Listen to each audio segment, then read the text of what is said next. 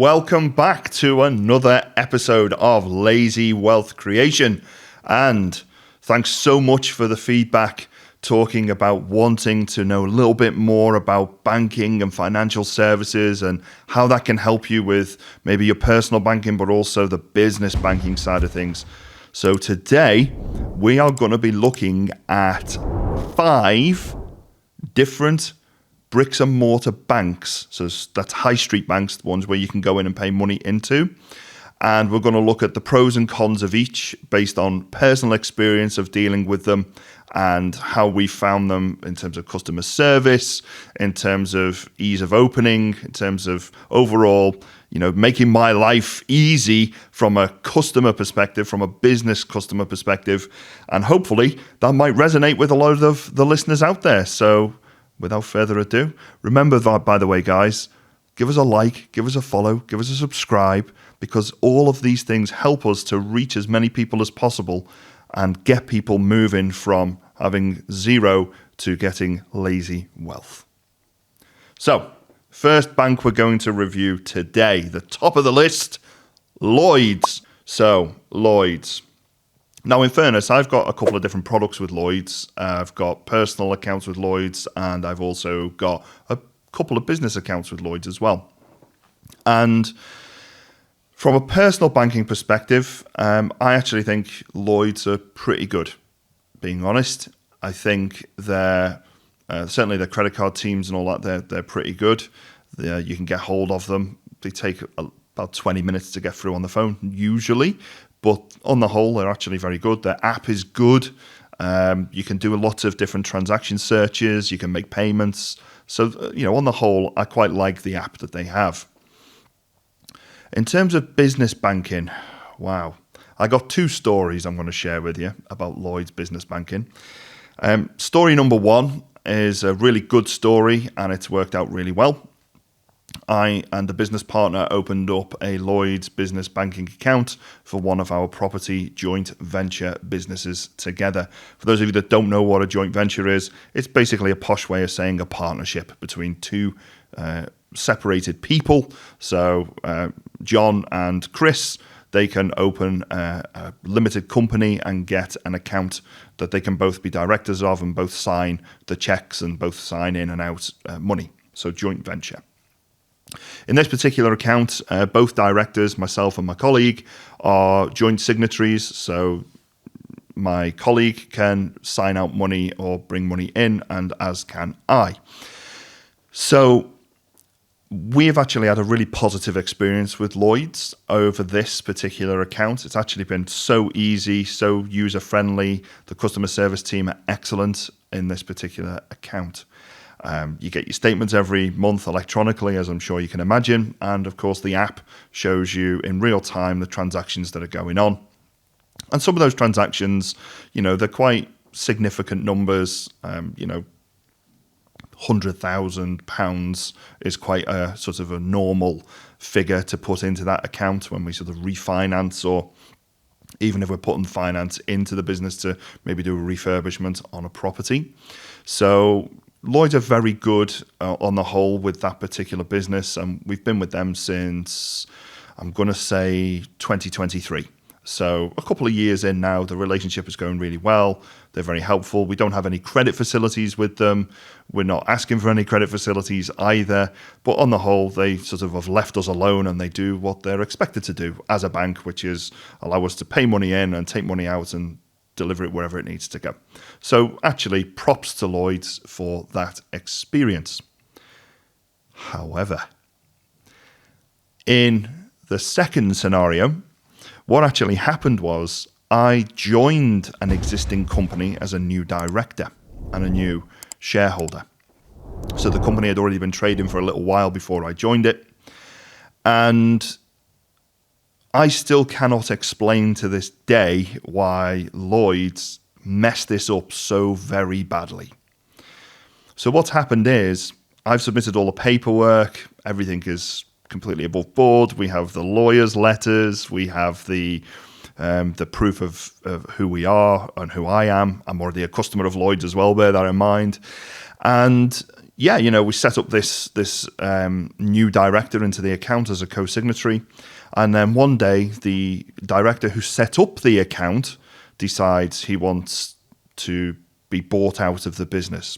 Fairly common thing to do, no problem at all. We agreed to purchase his share of the business, which is actually a property business.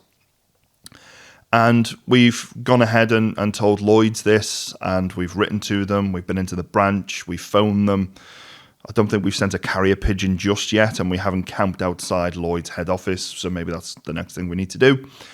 But for love nor money, Lloyds, they just don't know how to change the business address. So what that means is every month, they haven't even managed to change the paperless billing option on their back of house systems yet. So every month, my former colleague, who's now nothing to do with the business, he's not a director, he's not a shareholder, he gets all of the mail for that company. Now, luckily, I trust this guy implicitly, so that's not terrible. However, he can see all of the financial data that's going into that company that he's no longer part of. So there's a clear breach of GDPR right there. I've phoned up Lloyds a number of times because we've needed copies of bank statements to prove to mortgage brokers, for example, that we have got funds and so on and so forth. And the reason why I need to get them sent to me is because I can't access the app. Why can't I access the app? Because the telephone number for the app to go through the OTP is my former colleagues. And despite them assuring me that that doesn't happen, that it's all been changed to me, guess what? It hasn't. So it's taken me about 9 months just to get a bank card delivered to my personal address. And I still don't have access to the bank statements. So when I go into the branch and say, look, I really need access to the statements, and they go, oh, we can't print them off. We're not allowed to do that. And I'm like, oh, right, okay. It's just, we don't have the statements.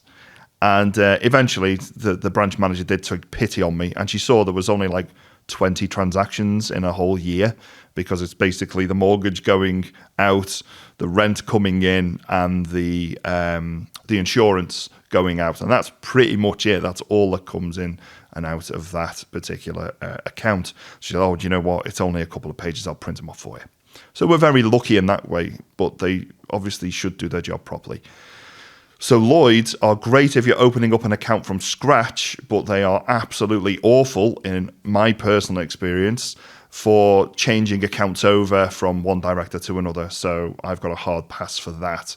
But in terms of setting up a brand new account, they're pretty good. The other thing I will say about Lloyds, we employ a lot of overseas workers in some of our businesses. And we actually recommend Lloyds to them, because when they come into the country, they've got very limited access to financial services, because their bank accounts are based in places like Bangladesh, India, Sri Lanka.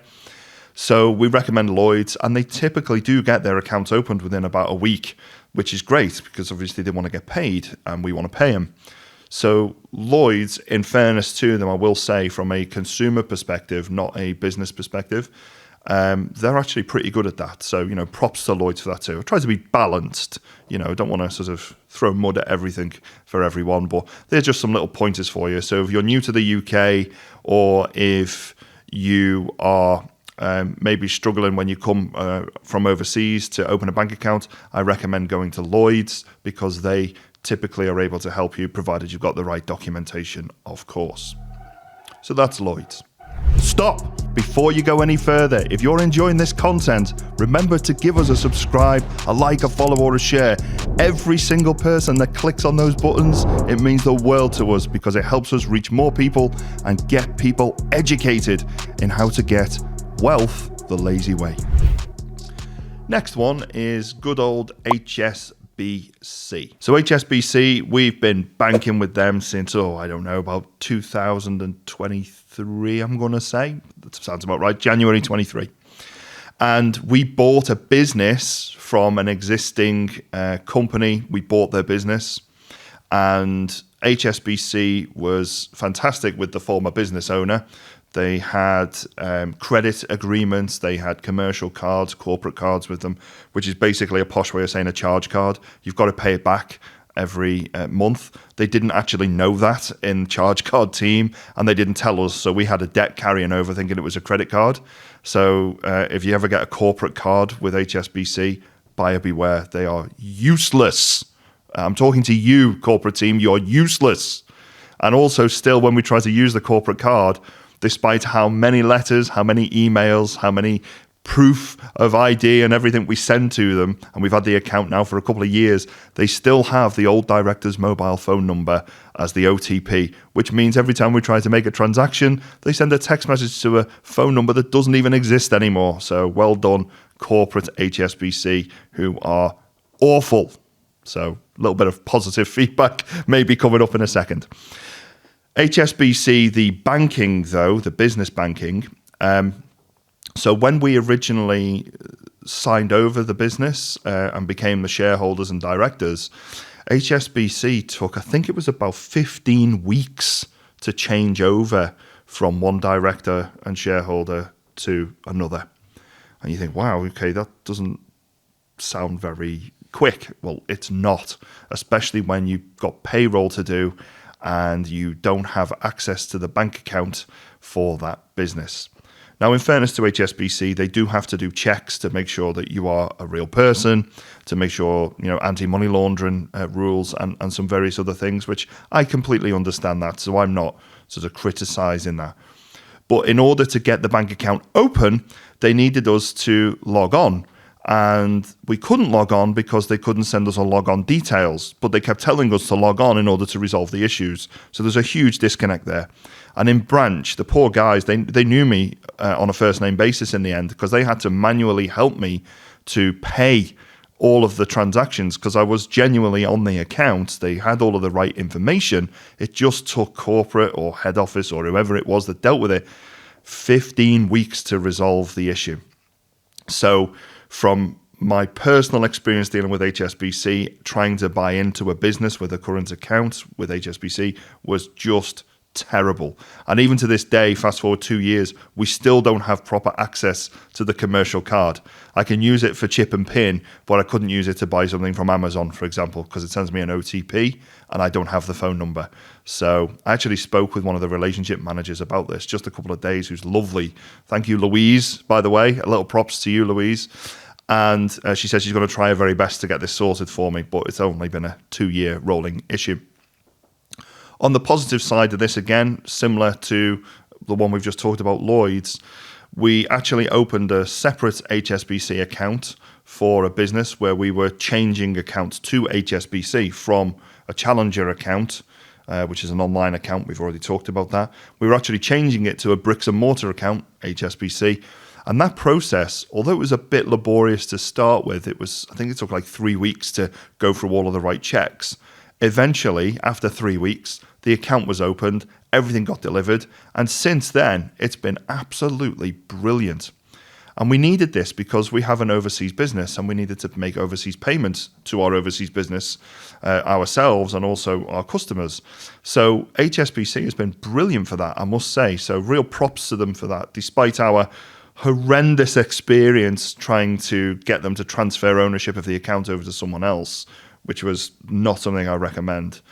The actual setting up of the new account and making overseas payments, they have been absolutely fantastic. So thank you very much, HSBC, for that. And remember, we're not sponsored by any of these banks. This is just our honest opinion of what we've experienced and how we've experienced it. So just to make you all aware of that again.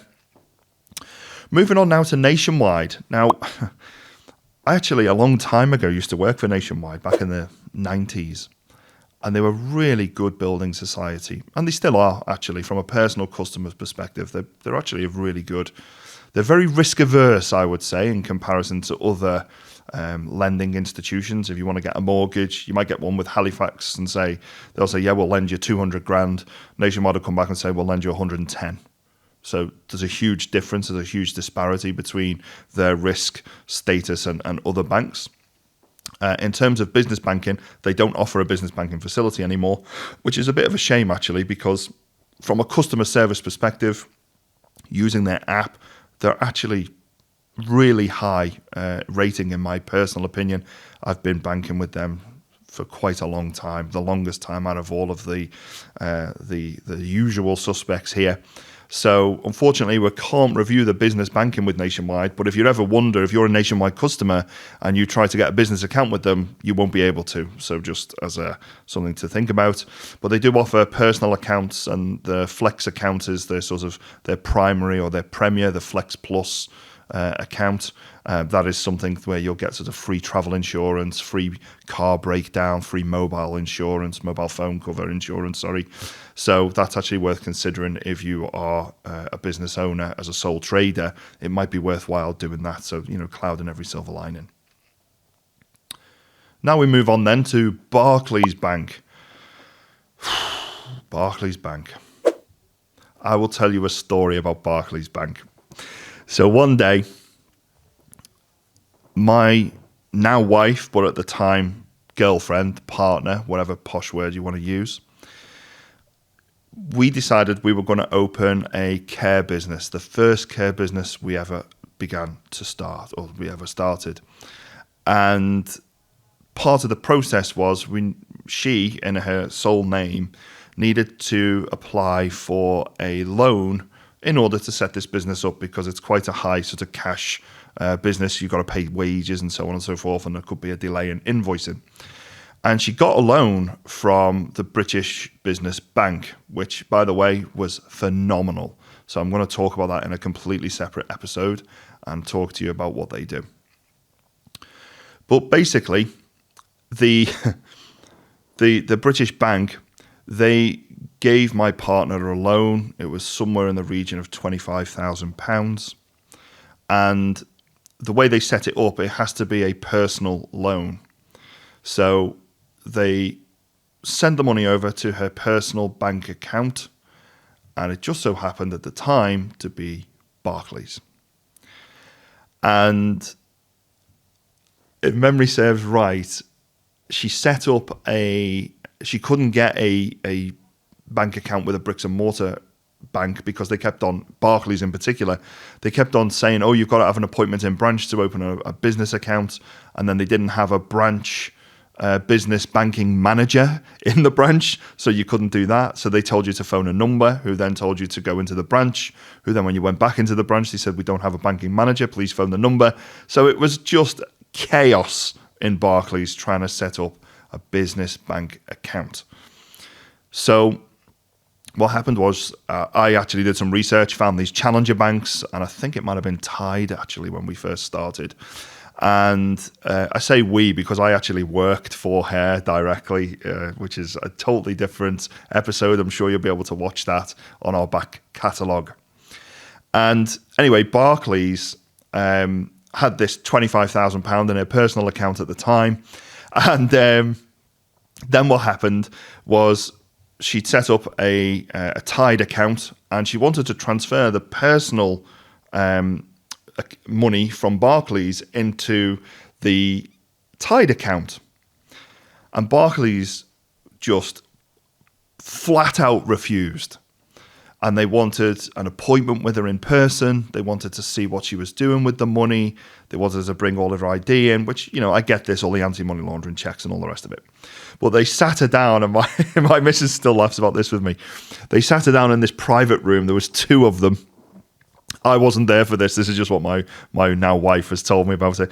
So they were sitting her down. They checked her ID. They would go through all these security questions. She had her card with her. She had her passport, her driver's license.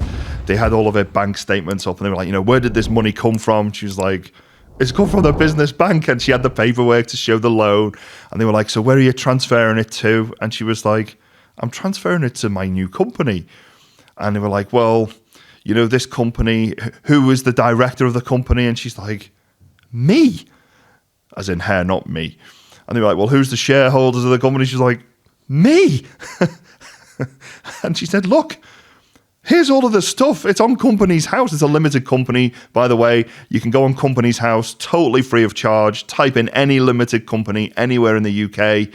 You type that in. So if it was, Budget and Scarpa Limited, you'll find it on Company's House. It's got the company's number, and it'll say people. You click on people and it tells you all the people involved in that company, who are directors, who are shareholders, who is the company secretary, totally free of charge. You don't need to pay anything. Very easy to check.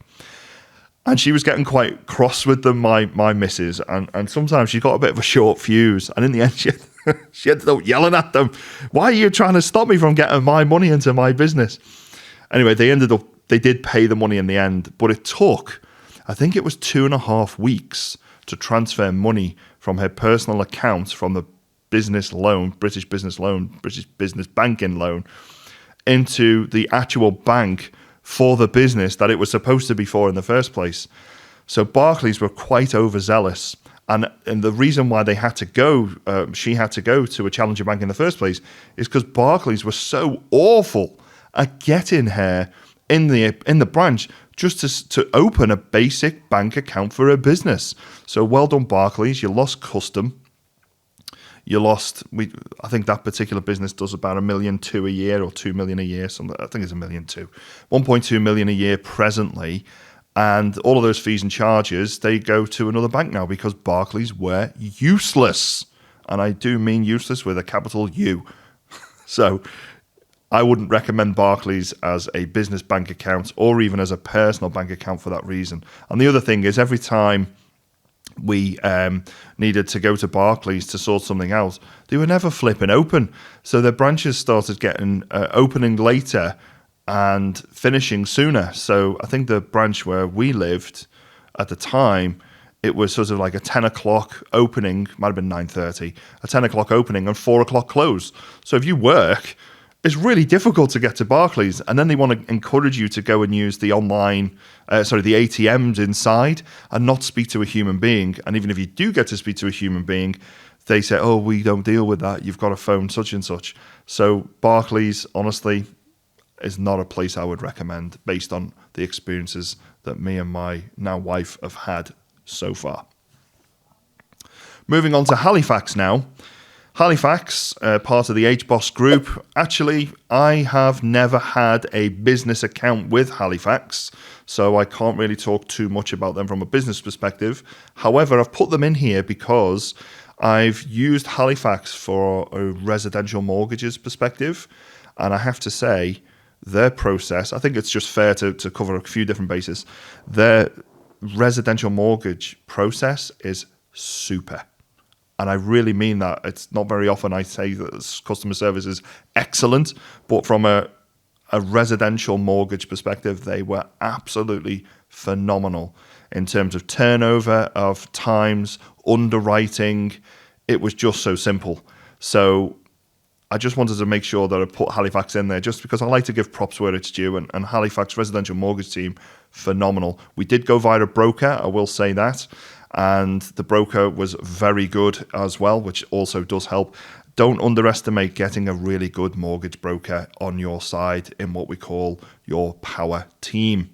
A power team is basically the people you surround yourself with to get stuff done. So a lawyer, a mortgage broker, if you're into property, of course, an accountant, maybe an architect, a builder, a really good sort of management team, which we're very fortunate to have. Props to Charmaine, props to Nish, props to Kate out there. You guys are awesome.